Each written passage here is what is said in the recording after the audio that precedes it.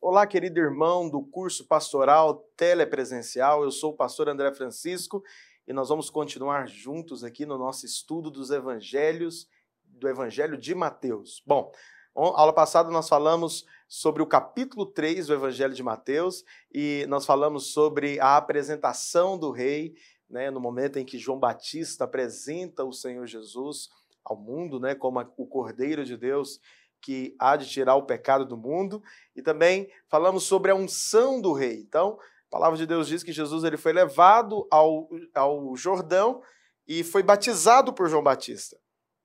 E depois que ele foi batizado por João Batista, três coisas aconteceram. Os céus se abriram, o Espírito desceu e o Pai liberou a sua palavra. Essas são as três coisas que acontecem quando nós cumprimos toda a justiça. Cumprir toda a justiça, eu expliquei na aula passada, não está relacionado a você cumprir os mandamentos, mas está relacionado a você crer no Evangelho do nosso Senhor Jesus Cristo. Quando você crê e vive a vida baseada na obra do Calvário, você está cumprindo toda a justiça. Então, quando você vive uma vida pela fé, na obra do Calvário, então os céus eles sempre estarão abertos sobre você, o Espírito sempre irá descer sobre você e o Pai sempre irá liberar a sua palavra por meio de você e para você. Amém? Hoje nós vamos falar sobre o teste do rei, que está no capítulo 4, no versículo 1 ao 11. A palavra de Deus diz, eu quero que você acompanhe comigo, Mateus capítulo 4, verso 1. A seguir foi Jesus levado pelo Espírito ao deserto, para ser tentado pelo diabo. E depois de jejuar 40 dias e 40 noites, teve fome. Então, o tentador, aproximando-se, lhe disse, se és filho de Deus, manda que essas pedras se transformem em pães. Jesus, porém, respondeu, está escrito, não só de pão viverá o homem, mas de toda palavra que procede da boca de Deus. Então o diabo o levou à cidade santa, colocou-o sobre o pináculo do templo e lhe disse, se és filho de Deus, atira-te abaixo, porque está escrito, aos seus anjos ordenará a teu respeito que te guardem, e eles te susterão nas suas mãos, para não tropeçares em alguma pedra. Respondeu-lhe Jesus, também está escrito, não tentarás o Senhor teu Deus. Levou ainda o diabo a um monte muito alto, mostrou-lhe todos os reinos do mundo e a glória deles, e lhe disse, tudo isso te darei se, prostrado, me adorares. Então Jesus lhe ordenou, retira-te, Satanás, porque está escrito, ao Senhor teu Deus adorarás, e só a ele darás culto. Com isso deixou o diabo, e eis que vieram anjos e o serviam. Então aqui nós temos, no capítulo 4, o teste do rei, ou a tentação, o momento em que Jesus é levado pelo deserto. Eu sei que essa palavra teste, muitas pessoas elas não gostam dessa palavra teste, mas acredite, teste é algo que todos nós iremos passar. Você pode falar deserto, tudo bem, é o deserto também. Então, o deserto, ele é um estágio na vida cristã inevitável. Então, a palavra de Deus diz que Jesus ele foi ungido. Quando ele estava lá no Jordão, os céus se abriram, o Espírito desceu e o Pai falou. Então, aqui nós temos a confirmação, uma unção liberada sobre Deus. Então, liberada pelo próprio Deus. Então, isso significa que todas as vezes que nós somos levados a um novo nível, sempre haverá um ambiente de teste sendo preparado para nós. Jesus ele foi levado para o deserto com o fim de ser tentado. Então, aqui nós acabamos de ler todo esse projeto, toda essa história, todas essas circunstâncias em que Jesus foi envolvido. Por quê? Porque deserto nos fala de um período de teste. Eu sei que nenhum crente ele gosta dessa palavra deserto. Agora, ser levado ao deserto, ele tem um propósito. Por quê? Porque Jesus, quando nós recebemos a unção de Deus, então a palavra de Deus diz que Jesus ele foi ungido. Quando Jesus ele foi ungido, o motivo pelo qual ele foi ungido foi justamente para se sustentar no dia do deserto, no dia mau, no dia da tribulação. Você sabe, tem algumas pessoas que não têm tanta... Não dão tanta ênfase à mensagem do amor de Deus. Interessante que o que sustentou Jesus no deserto não foi o fato dele ser o Filho de Deus, mas foi o fato dele ter sido reafirmado e confirmado como Filho amado. Por isso, no deserto, sabe qual que é a certeza que nós temos que ter? Nós temos que ter a certeza de que nós somos amados. Então, não basta apenas você ter uma capacitação sobrenatural do Espírito Santo. É necessário que você tenha um entendimento no dia mau, no dia da provação, no dia do teste, que você é amado por Deus. Essa é uma certeza que jamais pode se apartar de nós. Nós temos que todos os dias carregar essa convicção. Eu sou amado por Deus, eu sou filho amado de Deus, eu sou um filho muito amado pelo Senhor, porque quando nós carregamos essa convicção de amor, quando nós carregamos essa convicção e esse entendimento de que somos amados, então nós vivemos uma vida,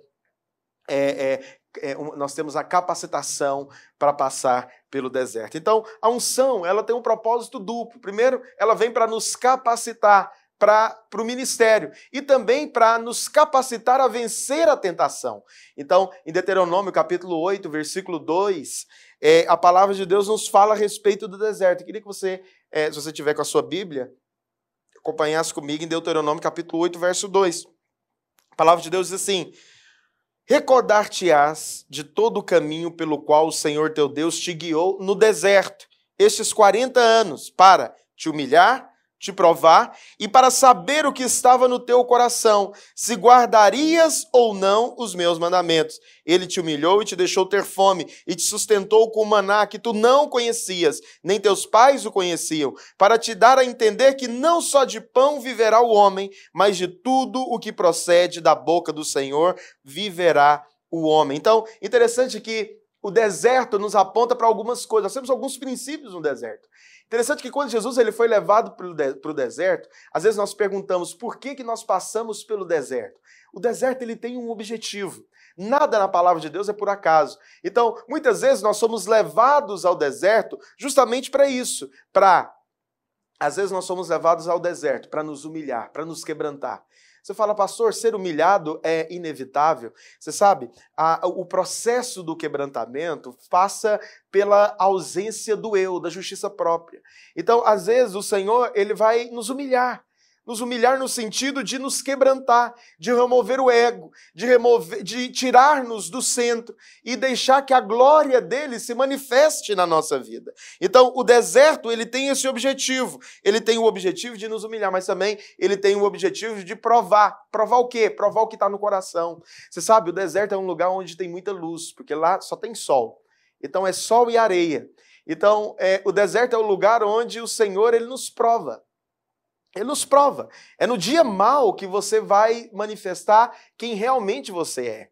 É no dia da tribulação, é no dia do deserto que você vai realmente checar a realidade espiritual e interior que está dentro do seu coração. Todos os homens de Deus do passado, todos os homens de Deus do presente, inclusive você vai passar pelo momento de deserto. E no momento que você estiver passando pelo momento de deserto, às vezes essa circunstância, ela tem o objetivo de nos provar. Pastor, por que nós somos provados? É para nos tornarmos mais puros. Quando nós somos checados, você sabe, quando manifesta o que está no nosso coração, nós nos tornamos mais puros. Então o deserto, ele também tem esse objetivo. Deuteronômio fala que o deserto ele veio para te humilhar, para provar e para manifestar o que está no coração. Porque é só no dia mau que vai o que está no coração. É só no dia mau que acaba manifestando aquelas coisas mais escuras do nosso ser. Porque o deserto é um lugar cheio de luz, um lugar cheio de clareza. Então não tem como você ocultar nada quando você está no deserto. Então quando você está no deserto, você mostra realmente quem você é. Você mostra o tanto que você é paciente. E na verdade você acha que você é paciente, mas quando você está no deserto, você vê que a sua paciência ela é muito pequena. Por quê? Porque no deserto tudo que está no nosso coração vem à tona. Então, uma pessoa que está passando pelo deserto, normalmente ela não consegue se alegrar com muita coisa. Então, uma das características de uma pessoa que está passando pelo deserto é um momento assim de completa, às vezes, insatisfação momentânea, que vem para checar o que está no coração. Mas acredite, tudo isso tem um objetivo, para que você possa conhecer mais o Senhor. Você fala, pastor, por que no deserto eu vou conhecer mais a Deus? Você vai conhecer mais o Senhor no deserto? Porque no deserto você vai ver Jesus. No deserto você vai ser alimentado pelo Senhor, como o povo de Israel foi alimentado no deserto pelo maná. no deserto também você vai ter o suprimento dos céus. Então, acredite, deserto não é lugar somente de sofrimento. Deserto também é lugar de suprimento, de provisão. É lugar de você chegar diante de Deus e chegar no fim de você mesmo. É um momento de você chegar diante de Deus e expor o que está no seu coração e permitir que o Espírito Santo trabalhe com liberdade dentro de você. Então, acredite, o deserto ele é necessário, porque todas as vezes que nós passamos pelo deserto, nós saímos de lá mais puros, nós saímos de lá mais checados, nós saímos de lá com mais realidade espiritual. Porque uma coisa é você conhecer o Senhor de ouvir falar. Uma coisa é você conhecer o Senhor apenas por ouvir um testemunho de alguém, mas uma outra coisa é você ter passado pela prova, uma coisa é você ter passado pelo crivo, às vezes, da humilhação, da renúncia do ego, e também você expor tudo aquilo que está no seu coração e você poder dizer no final, eu fui suprido por Deus em todos os momentos de dificuldade. Então acredite, às vezes o deserto ele vem para produzir mais luz, para produzir mais vida, para produzir e manifestar mais graça de Deus na nossa vida. Então, não se assuste com o deserto, porque o objetivo dele é te purificar, é te burilar, é fazer você mais parecido com Jesus. Bom, agora no deserto nós temos o teste. O que é o teste?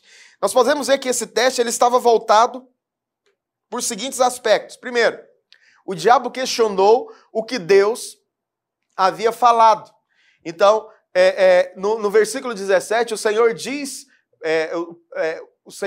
para Jesus, você é o meu filho amado.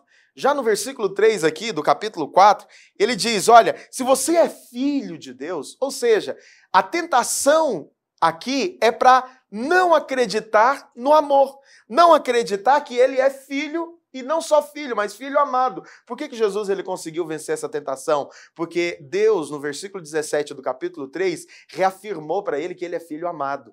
Pastor, o que eu preciso então no dia do teste, no dia da provação, no dia do deserto? O que eu mais preciso? Eu preciso de uma vigília, eu preciso de um aconselhamento espiritual, eu preciso de ler mais a palavra, de confessar mais a palavra. Tudo isso é interessante, importante e necessário. Mas uma coisa não pode jamais se ausentar do seu coração, nem no dia da tribulação, nem no deserto. É de que você é filho amado. E não só filho amado, você é um filho amado em quem tenho todo meu prazer. Foi o que Jesus disse, foi o que o Senhor disse para Jesus. E essa mesma palavra se repete a você. Então, no dia mau, nós não podemos aceitar o diabo tentar nos questionar se nós realmente somos filhos de Deus. Você é filho de Deus. Pastor, mas no meio da tribulação, da dificuldade, no meio da nossa limitação, nós nos sentimos completamente incapazes de tentar resolver a demanda. Sim, nesse dia você tem que declarar bem alto para todo mundo ouvir, para o mundo espiritual ouvir, para os anjos ouvirem, para os demônios ouvirem que você é filho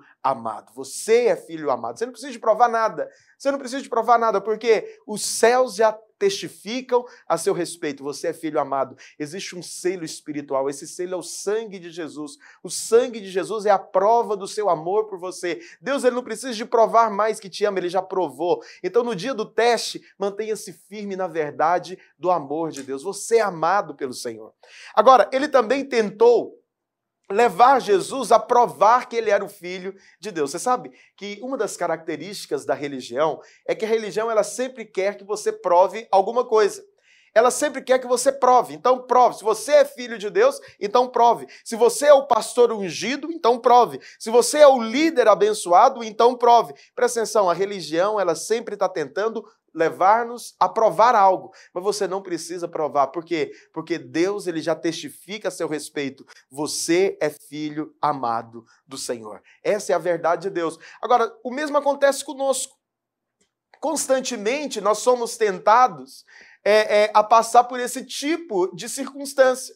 Então, a tentação de Jesus, ela começou no nível físico, passou para a alma até atingir o nível espiritual.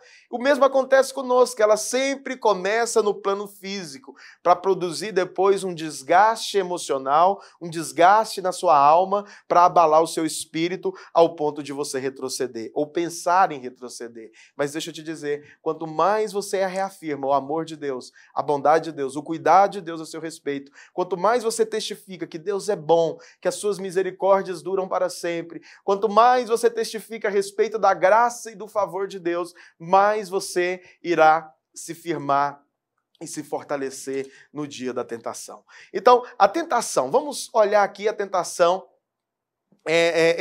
toda essa circunstância que envolveu a tentação. Primeiro, o Senhor, ele sofreu a tentação. A primeira coisa que nós observamos dentro desse processo foi a necessidade e o desejo, tornar a necessidade e o desejo do corpo um referencial absoluto.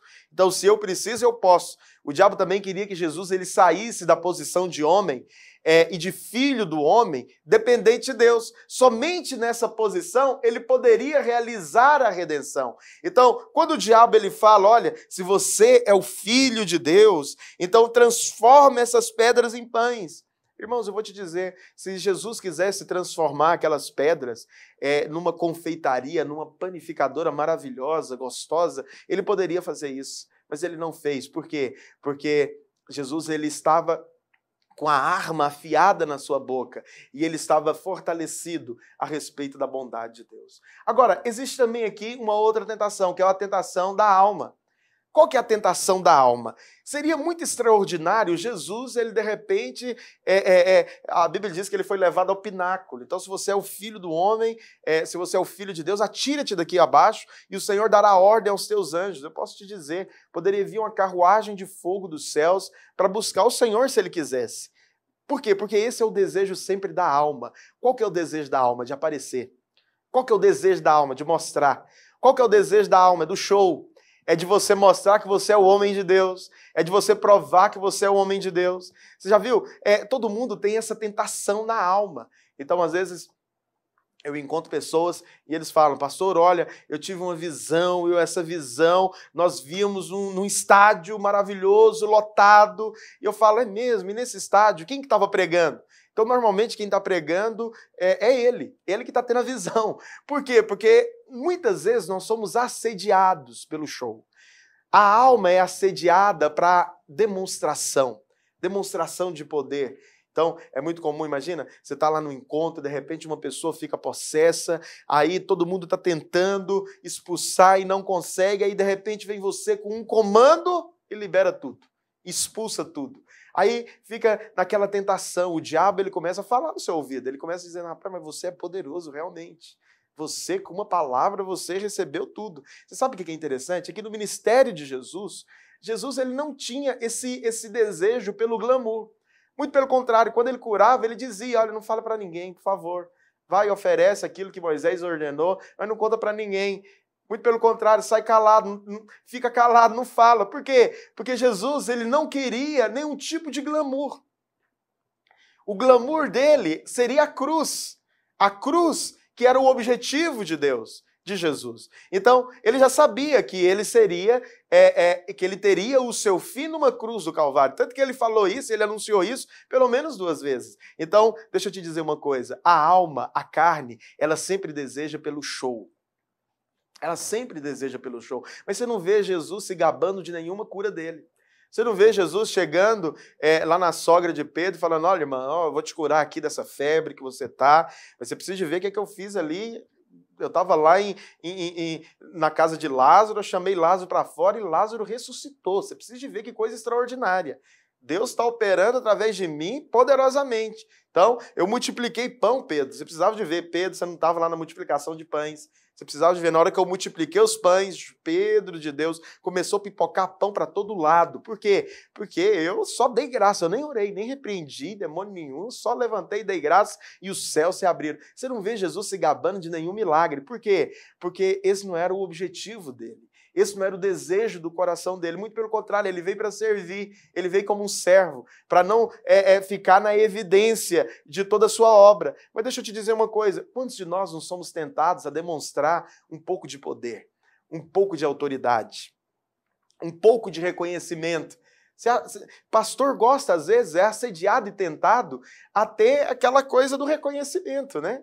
É muito comum, às vezes, umas pessoas chegam para mim e falam assim, pastor, eu estou precisando de uma pessoa lá na minha empresa, o irmão tem alguém para contratar, que eu posso contratar? Você indica, porque quem você indicar, eu vou contratar. Presta atenção, isso assedia, né? Normalmente eu evito de fazer esse tipo de coisa, mas presta atenção, assedia a gente. A gente fica tentado. Por quê? Porque o desejo da alma é sempre pela demonstração, por ser visto, conhecido, dar o show, ser reconhecido. Já viu tanto que a nossa alma tem a necessidade de ser reconhecido? Você é um líder de célula, você multiplica a sua célula. Aí você multiplicou a sua célula em 3, o pastor não foi na sua multiplicação, você ficou chateado, você ficou contrariado, e aí você chegou no seu pastor e falou, pastor, você viu o que aconteceu na minha célula? Então só o fato de você abordá-lo, de certa maneira, é tentando chamá-lo a atenção para que algum elogio saia dele. Por quê? Não é culpa sua, faz parte da nossa carne. Nós temos a necessidade do reconhecimento. Mas eu quero te dizer algo, a glória de Deus se manifesta quando nós abrimos mão dele. O favor de Deus é multiplicado quando você não busca o seu próprio reconhecimento, quando você não busca a sua própria justiça, quando você não fica na evidência, atrás da fama, atrás da glória, atrás de ser reconhecido, atrás de ser de alguma maneira recompensado. Não, descanse em Deus, deixa que o próprio Senhor trabalhe em seu favor em todas as áreas e acredite, o favor de Deus será multiplicado de uma maneira abundante sobre a sua vida. Esse é o caminho de nós experimentarmos favor de Deus. Passa por isso. Agora, qual que é o desejo do Espírito? O desejo do Espírito é fazer como Jesus fez.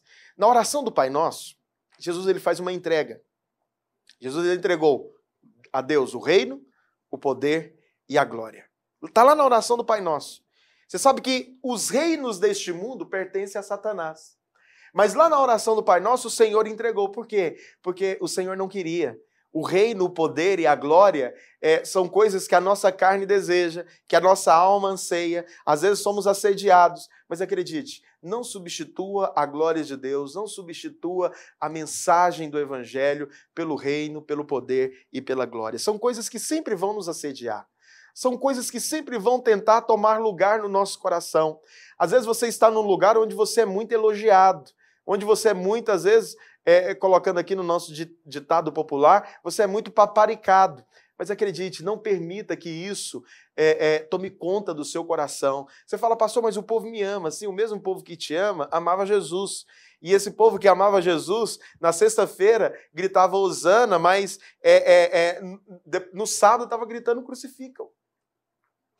Então, o mesmo povo que adora, às vezes, pede para crucificar. Então, o que eu estou dizendo isso? É que o povo é traiçoeiro? Não. É porque Deus faz assim para você não colocar o seu coração em homem nenhum. Você não pode colocar o seu coração em pessoa nenhuma. O seu coração ele tem que estar no Senhor. E por que às vezes Deus ele permite a gente passar pelo deserto? Deus ele permite a gente passar pela prova, para que o nosso coração ele seja colocado no prumo novamente, para que o nosso coração ele seja ajustado novamente. Esse é o desejo de Deus, que o seu coração ele seja ajustado para a plena vontade dele. Não sinta assediado simplesmente porque o pastor A, o pastor B, ele, de certa maneira, te elogiou ou fez um comentário a seu favor. Não deixe que a glória, o ego, a vaidade, ela toma conta do seu coração. Eu vou te dizer uma coisa, meu irmão, com muito carinho. O que eu tenho visto, muitas vezes, é que muitos líderes, eles abrem mão daquilo que eles têm experimentado pela vaidade. Eles abrem mão daquilo que eles têm experimentado de favor. Às vezes, muitos são tão ingratos e desleais que nem reconhecem o favor que têm recebido. Saem de uma maneira muito desleal. Por quê? Simplesmente porque na hora da tentação, na hora em que vem o teste, na hora em que vem a prova, na hora que eles estão passando pelo deserto, e o que é triste, tem muito crente que nem percebe que é um deserto. Eles acham que, na verdade, não é um deserto. Mas acredite, no momento em que a vaidade tomar conta do seu coração, no momento em que, às vezes, a distração, ela tentar roubar e tentar encontrar lugar no seu coração, lembre-se, você é filho amado. Você não precisa de provar nada para ninguém. Você não precisa de viver uma vida refém do ego, refém da justiça própria. Ah, pastor, mas eu tinha um direito. Ah, pastor, mas eu merecia. Ah, pastor, mas foi injusto o que fizeram comigo. Não, se você tem alguma demanda para resolver, chega com essas demandas diante de Deus. E Deus ele é poderoso para te restituir e para te levantar e para dar a você aquilo que homem nenhum poderia dar, porque Ele é Deus. Então tenha no seu coração esse entendimento. Mas quais foram as armas usadas por Jesus aqui no capítulo 4. Então nós temos pelo menos 3 armas. Eu sei que normalmente nós costumamos dizer que a única arma que Jesus usou aqui foi a palavra de Deus, mas não foi. Então Jesus ele usou várias armas aqui, ele usou pelo menos 3 armas. Primeiro, ele usou a palavra, então ele declarou a palavra, ele respondeu a Satanás com base na palavra. Então todas as vezes que o diabo ele tenta de alguma maneira mentir a você, toda vez que o diabo ele vem com uma mentira, toda vez que o diabo ele vem com uma falácia, toda vez que o diabo ele vem tentar roubar uma revelação ou tentar de alguma maneira confrontar uma verdade de Deus na sua vida, o que você deve fazer? Você deve pegar a palavra. Por quê? A palavra é alimento. A palavra é suprimento. A palavra é a resposta de Deus no dia da adversidade. Pastor, eu estou passando por um problema financeiro. As minhas finanças estão completamente desorganizadas. O que eu faço? Eu realmente sou uma pessoa desorganizada? Presta atenção. Você tem o fato e você tem a verdade. Você olhar para o fato que a sua finança está desorganizada, que talvez você fez alguma coisa errada, você vai ficar com o fato. Mas se você pegar a verdade e começar a declarar a verdade de Deus se materializará diante dos seus olhos. Tudo é uma questão de você declarar aquilo que você quer ver. Então a palavra de Deus, ela é arma de Deus, ela é um equipamento divino para a guerra espiritual, para a batalha espiritual. Então no dia da adversidade, confesse a palavra. Eu gosto muito de uma pastora e ela fala que quando você confessa a palavra, você já começa com a resposta. Quando você confessa a palavra de Deus, você já começa com a resposta de Deus. Por que confissão da palavra é tão poderoso? Porque quando você confessa a palavra ela tem o poder de gerar fé no seu coração. A palavra ela tem um poder de produzir dentro de você fé. E quando você tem fé, a única coisa que você precisa é fé. Então, quando você crê na palavra, a palavra se concretiza. Por isso que confessar a palavra é não só você confessar no sentido de, eu vou confessar para ver se isso de alguma maneira mística vai se concretizar na minha vida. Não, não é isso. Quando você confessa a palavra, ela tem um poder de ebulir dentro do seu espírito. Ela internaliza dentro do seu espírito. Quando você confessa a palavra e aplica fé nela, aquela verdade que está escrito passa a ser mais verdade que aquilo que você está vendo. Por isso que nós não andamos baseado naquilo que nós estamos vendo. Nós andamos baseado naquilo que a palavra de Deus diz. E quando a palavra de Deus diz algo, você se apega a ela. Amém? Bom, uma outra arma que o Senhor usou aqui foi o temor a Deus. Você fala, pastor, mas o temor é uma arma? Sim, o temor é uma arma. O que impediu Jesus de pular do pináculo do templo não foi apenas a palavra que ele confessou, mas também o seu temor a Deus.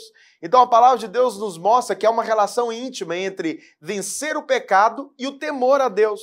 Então quando você teme a Deus, você odeia o pecado e você foge dele. Algumas pessoas falam, pastor, qual que é o caminho para eu vencer o pecado? Você sabe que o caminho para você vencer o pecado é fugir dele. Você não pode dar provisão à sua carne. Você não pode dar lugar para a sua carne.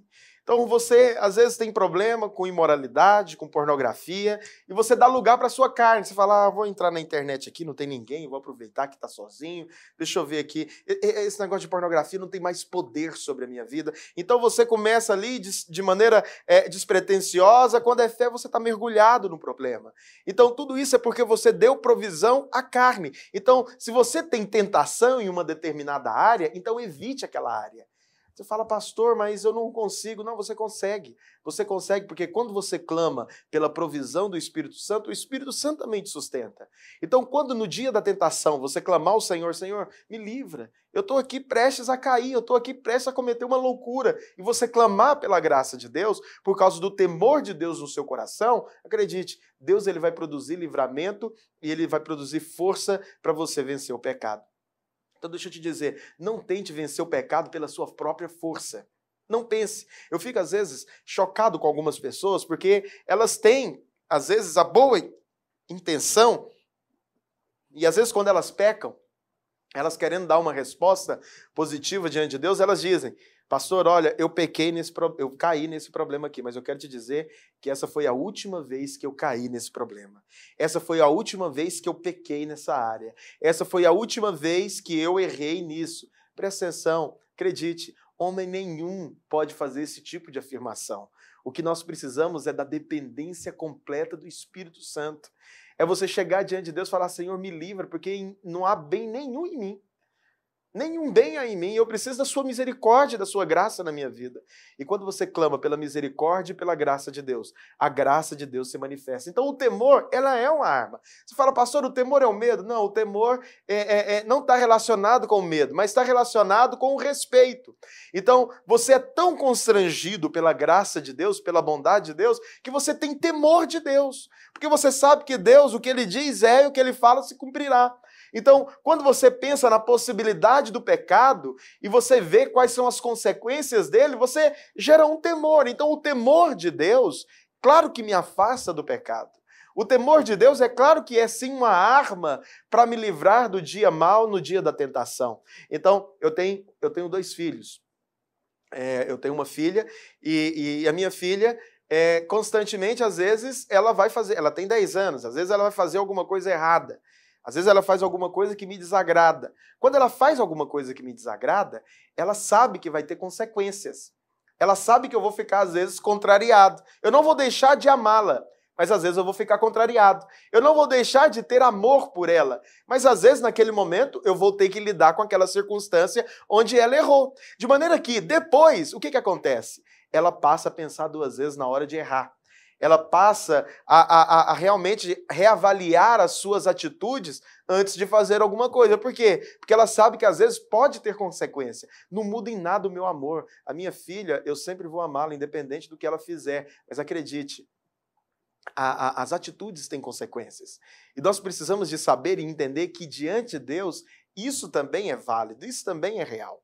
Bom, mas uma outra arma que nós observamos que Jesus usou foi a adoração. Essa foi a última arma que Jesus usou, adoração. Ao declarar que somente Deus deve prestar cultos. E ele estava mais que confessando a palavra, ele estava também declarando o seu amor a Deus. Então, adorar a Deus, eu sempre digo que igreja é a maior proteção que existe. No dia da provação, nós somos tentados a ficar recolhidos.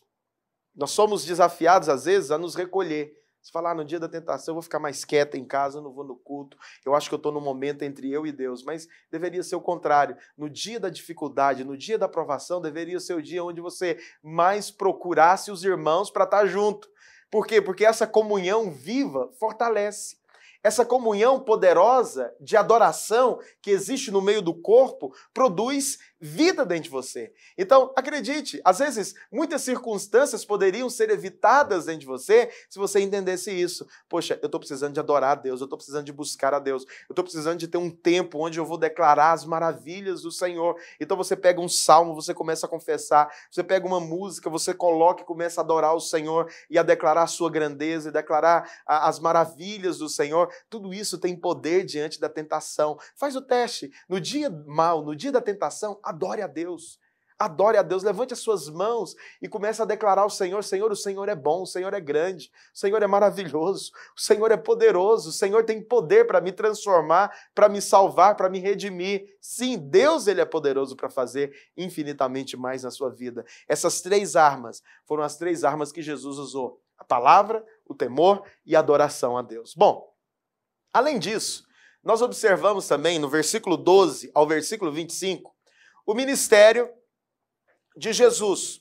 Pastor, como que foi o ministério do rei? Então, no versículo 12 até o versículo 25, nós temos o ministério de Jesus. Vamos ler, quero que você acompanhe comigo, Mateus capítulo 4, versículo 12. A palavra de Deus diz, ouvindo, porém, Jesus que João fora preso, retirou-se para a Galileia e, deixando Nazaré, foi morar em Cafarnaum, situada à beira-mar, nos confins de Zebulon e Naftali, para que se cumprisse o que fora dito por intermédio do profeta Isaías, terra de Zebulon, terra de Naftali, caminho do mar, além do Jordão, Galileia dos gentios. O povo que jazia em trevas viu grande luz, e os que viviam na região e sombra da morte, resplandeceu-lhe a luz. Daí por diante passou Jesus a pregar e a dizer, arrependei-vos, porque está próximo o reino dos céus. Caminhando junto do mar, viu 2 irmãos, Simão, chamado Pedro, e André, que lançavam as redes ao mar, porque eram pescadores. E disse-lhes, vinde após mim, e eu vos farei pescadores de homens. Então, eles deixaram imediatamente as redes e seguiram. Passado adiante, viu outros 2 irmãos, Tiago, filho de Zebedeu, e João, seu irmão, que estavam no barco em companhia de seu pai, consertando as redes, e os chamou. Então, eles, no mesmo instante, deixando o barco e seu pai, os seguiram. Percorria Jesus toda a Galileia, ensinando nas sinagogas, pregando o evangelho do reino e curando toda sorte de doenças e enfermidades entre o povo. E a sua fama correu por toda a Síria. Trouxeram-lhe então todos os doentes, acometidos de várias enfermidades e tormentos, endemoniados, lunáticos e paralíticos, e ele os curou. E da Galileia, Decápolis, Jerusalém, Judéia e da além do Jordão, numerosas multidões o seguiam. Interessante que aqui nós temos o ministério de Jesus. O ponto central desse texto que nós lemos é o versículo 23, porque o versículo 23 diz que Jesus ele percorria toda a Galileia, ensinando nas sinagogas, pregando o evangelho do reino e curando toda sorte de enfermidade. Depois de ter sido ungido e ser cheio do Espírito Santo, o Senhor Jesus ele foi conduzido ao deserto para ser testado. Depois de ser aprovado no teste, ele começou a ministrar no poder do Espírito Santo. E nós vemos que as mesmas condições cabem a nós. Nós precisamos primeiro de ser revestidos do poder, depois nós somos revestidos do poder, nós passamos pelo teste, aprovados no teste, então nós saímos para ganhar a nossa geração. Então existe toda uma, podemos dizer que uma linha a ser respeitada dentro dos processos de Deus. Deus ele tem um propósito na sua vida, mas acredite, antes que esse propósito você venha para o cumprimento completo desse propósito, Deus ele vai trabalhar no seu coração. Agora permita o Espírito Santo trabalhar na sua vida. Não seja uma pessoa indiferente ao trabalhar do Espírito. De maneira que aqui, nesse versículo 23, nós vemos 3 coisas que Jesus fazia que mostra claramente qual era o seu ministério, o objetivo do seu ministério. Primeiro, a palavra de Deus diz que ele percorria. O que significa percorrer? Jesus alcançou todo o povo de Israel daqueles dias, porque o seu ministério não era fixo, ele tinha um ministério itinerante. Agora, nós precisamos de ser abertos para sair aonde Deus mandar.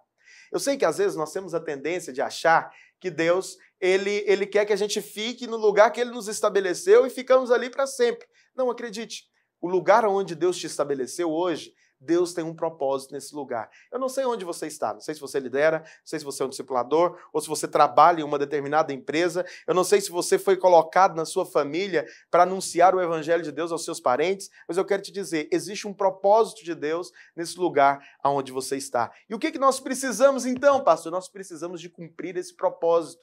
Nós precisamos de falar a respeito desse propósito. Essa é a vontade de Deus para nós, que a gente fale a respeito do propósito de Deus. Jesus, ele percorria, ele tinha disposição para ir aonde o Espírito estava conduzindo. Isso aqui é algo crucial para nós. Nós não podemos ficar fechados para o mover de Deus. Você sabe que o mover de Deus no passado, a palavra de Deus diz que Abraão, ele era alguém que andava e morava em tendas. O que significa morar em tendas? Morar em tendas é porque Abraão ele não tinha residência fixa. Aonde Deus mandasse Abraão ir, ele ia. Aonde o Senhor falasse para Abraão, Abraão, agora você vai para lá, ele ia. Abraão, agora você volta, ele voltava. Por quê? Porque havia uma completa disposição em obedecer aquilo que Deus estava dizendo. Acredite, em algum momento Deus ele vai te enviar. Às vezes Deus vai te enviar para a sua família, para você pregar o evangelho para eles. Ou talvez Deus vai te enviar no seu trabalho para ser canal de salvação aonde você está. Ou talvez Deus ele vai te enviar aí no seu bairro, na sua cidade. Para alguns, Deus ele vai enviar para outras cidades, para serem pastores, para estabelecer uma igreja do Senhor. Outros talvez vão para outros países. Alguns talvez para países perseguidos. Independente para onde você vai, eu quero te dizer, chegará um momento onde Deus irá nos enviar. Porque Jesus, ele percorria, ele ia, ele tinha o ID completamente internalizado dentro dele. E nós temos que ter essa disposição também. Mas a palavra de Deus diz que o Senhor também, ele ensinava. Pastor, o que aponta esse ensino? Então o Senhor, ele investiu tempo ensinando a palavra de Deus nas sinagogas. Além disso, nós lemos no capítulo 4 sobre o chamado de 4 discípulos. Pedro, André, Tiago e João. Então, o discipulado é mais do que ensinar. O discipulado também é você fazer juntos. Eu costumo dizer que o discipulado é mais também do que você fazer junto. O discipulado é você transmitir um coração. O discipulado é você ter... Algumas pessoas têm uma ideia completamente equivocada do discipulado. E esse equívoco dentro desse processo do discipulado é que produz tantas disfunções dentro do corpo de Cristo. Então, o discipulador, ele não é o responsável pela sua vida espiritual. Você é o responsável pela sua vida espiritual. É você que vai buscar o Senhor, é você que vai, de certa maneira, caminhar. O Senhor vai estar junto com você, te discipulando. O verdadeiro discipulador é o Espírito Santo. É o Espírito Santo que nos discipula. É o Espírito Santo que está conosco 24 horas. Você fala, pastor, mas qual que é a nossa função, então? A nossa função é ensinar Cristo. Todo discipulado ele tem que ser cristocêntrico. Se um discipulado ele está voltado para o homem, esse discipulado não é de Deus. Acredite, você que é talvez um líder de célula, um discipulador, eu quero te dizer uma coisa. O seu objetivo é ensinar Cristo às pessoas. É levar as pessoas a Cristo. É ensinar as pessoas a receber de Cristo. É ensinar as pessoas a ouvir de Cristo. Você não pode criar uma dependência. Você sabe, nós temos tantas disfunções dentro da igreja. Pessoas que às vezes ensinam a respeito do discipulado, que o discipulador ele tem a responsabilidade de cumprir os sonhos do discípulo. Presta atenção, nenhum discipulador ele foi estabelecido para cumprir sonho de ninguém. O discipulador, ele apresenta Cristo, e Cristo cumpre os sonhos na vida das pessoas. Não somos nós. Eu sei, pastor, mas parece poético, né? Parece até mesmo muito bonito, é floreado. Algumas pessoas pregam e abordam da seguinte maneira: não, mas nós estamos aqui para que os nossos discípulos subam nas nossas costas e vão além do que nós estamos indo. Presta atenção, nós não podemos absorver toda essa responsabilidade, porque a obra é de Deus. Na vida do discípulo, a obra é de Deus. O que nós podemos fazer e o que nós temos que fazer insistentemente é não levar o discípulo a ficar focado nele mesmo, mas é ficar focado em Cristo, porque quando você foca a sua vida no Evangelho, em Cristo, então você dá lugar para o Espírito trabalhar. Não fique focado em si, não fique focado em você, não fique focado naquilo que alguém tem que fazer por você. Não, o verdadeiro discipulado, ele é cristocêntrico. O verdadeiro discipulado, Cristo é estabelecido no centro. Não fique em função de ninguém, no sentido de que a responsabilidade do sucesso do outro é sua. Não! Ensinamos Cristo, pregamos a Cristo, levamos as pessoas a Cristo, ensinamos as pessoas a ouvir de Cristo, ensinamos as pessoas a tomarem as decisões baseadas em Cristo. E quando nós fazemos isso, o verdadeiro discipulado está acontecendo. Pastor, quando que nós podemos dizer que aquela pessoa ela está sendo discipulado? Quando aquela pessoa ela começa a perceber Cristo em todas as áreas da sua vida. Quando ela começa a ver Jesus em todas as áreas da sua vida. Então, qual que é o caminho para você jamais se desviar do centro do Evangelho de Deus, do centro da mensagem do Evangelho da graça de Deus? É quando em tudo Cristo é glorificado, é centralizado. Essa é a vontade de Deus no Novo Testamento, é Cristo em nós, não é o discipulador em nós. Você sabe que tem discipuladores que eles são dominadores. Eles querem decidir com quem o discípulo vai casar, ele quer decidir que roupa que o discípulo vai vestir, ele quer decidir o que o discípulo vai fazer. Não, nós não somos Deus na vida de ninguém. Nós não somos Espírito Santo na vida de ninguém. É Deus quem faz a obra, é o Senhor Jesus, por meio do Espírito Santo, que nos sonda, que promove em nós essa transformação. Então, meu irmão, deixa eu te dizer uma coisa. Seja sensível para a obra do Espírito. Seja sensível para aquilo que Deus ele quer fazer por meio do Espírito. Não aceite nenhum tipo de abordagem humana. Não aceite nenhum tipo de sensacionalismo humano. Não! Nós temos que ter um discipulado cristocêntrico. Isso que agrada a Deus. E é o que Jesus fazia. O discipulado dele era um discipulado para fazer junto. É por meio do discipulado que nós ensinamos a orar. Sim, eu sei que nós não ensinamos a orar no sentido de falar para a pessoa repetir uma oração. Repita comigo, agora você vai aprender a orar. Não. Nós ensinamos uma pessoa a orar quando nós transmitimos o espírito da oração, o espírito da pregação. Eu aprendi a orar vendo um irmão orar. Eu aprendi a orar vendo a intensidade dele. Ele tinha tanta paixão na hora da oração, eu ficava de olho aberto vendo ele orar, porque era bonito. E aquilo foi me contagiando, de maneira que eu queria fazer como ele, na intensidade dele. Então, isso é o verdadeiro discipulado. Por isso, querido, deixa eu te dizer algo. Vamos ter um discipulado cristocêntrico, como que Jesus fez. O discipulado onde Cristo é o centro, onde ele é o centro. Tudo é para chegar até ele. O objetivo é que ele seja glorificado na vida de cada discípulo. O objetivo é que ele seja centralizado em cada reunião, em cada célula, em cada culto, porque esse é o verdadeiro discipulado. Mas além disso, a palavra de Deus diz que ele pregava o evangelho. O evangelho que Jesus pregou é chamado de evangelho do reino. Então ele inclui não apenas o perdão dos pecados e o novo nascimento, mas também o reino dos céus, a manifestação dos poderes e da era vindoura, para expulsar demônios e curar enfermos. Então, o perdão dos pecados e o novo nascimento são para entrar no reino. Jesus, ele pregou o evangelho. Nós também devemos pregar o evangelho de Deus. Mas outra coisa que está ligada também ao ministério de Jesus é que Jesus, ele curava enfermos. Então, a cura das doenças está ligada à pregação do evangelho. Então, nós não podemos ignorar e nem menosprezar a questão da cura. Os milagres, eles deveriam ser uma parte integrante do ministério da igreja. Então devemos seguir as pegadas de Jesus, percorrendo, ensinando, evangelizando e também curando toda sorte de enfermidade. Então no meio da igreja tem que ter espaço para cura, tem que ter espaço para o fluir dos dons. Chegou uma pessoa necessitada que precisa de milagre, tem que ter espaço para a manifestação do Senhor na vida dela. Por isso eu quero te dizer algo, deixa o Espírito fluir na sua vida nessa mesma intensidade. A Bíblia diz que Jesus, ele percorria, ele ensinava, ele pregava e ele também curava. Esses são os 4 pilares do ministério do rei. Ele percorria, ele ia, ele ensinava, porque o ministério do ensino é o discipulado, é Cristo sendo centralizado dentro das nossas reuniões, mas também ele pregava, ele ia aonde ele ia, ele pregava. Toda ocasião que você tiver, pregue. Anuncie a palavra, seja num velório, seja numa festa de aniversário de criança, seja numa festa de família. Se te derem a oportunidade, pregue o evangelho, mas pregue com ousadia, porque Deus, ele quer se manifestar através da sua vida e através da sua boca. Então pregue o evangelho, mas também cure enfermos. Não fique tímido. Eu sei que é difícil falar isso, porque eu não tenho essa característica de sair orando por todas aquelas pessoas que estão enfermas. Normalmente, aquelas pessoas que me procuram, eu oro e Deus opera milagres.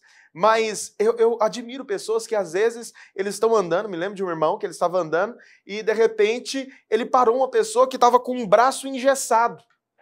E ele perguntou, você crê que Deus, ele pode te curar? Ele crê, então tira esse gesso que nós vamos orar e Deus vai operar um milagre. O rapaz tirou e foi curado. Então, deixa eu te dizer, se você sentir impelido pelo Espírito para fazer algo assim, faça, porque Deus, ele quer manifestar milagres na sua vida. Deus, ele quer produzir transformação na sua vida. Essa é a obra do Espírito em nós. Deus, ele quer promover completa salvação, transformação sobre a nossa vida. Essa é a obra de Deus completa dentro do nosso espírito. Bom, nós estamos chegando hoje ao fim do capítulo 4 do Evangelho de Mateus. Nós já estudamos 4 capítulos desse Evangelho que é tão poderoso. Eu tenho certeza que essas aulas elas têm enriquecido a sua vida. Mas eu vou te dizer mais. Nós vamos, daqui para frente, aprofundar muito no Evangelho de Mateus. Muita coisa poderosa nos espera. E eu tenho certeza que esses dias serão dias de grande edificação na sua vida. Espero que o Espírito Santo possa produzir cada dia mais revelação, fome, saúde, vida de Deus, desejo pelo Senhor, que os seus olhos sejam abertos para receber mais do Senhor e da sua vida. No nome de Jesus, Deus abençoe a sua vida para a glória dele.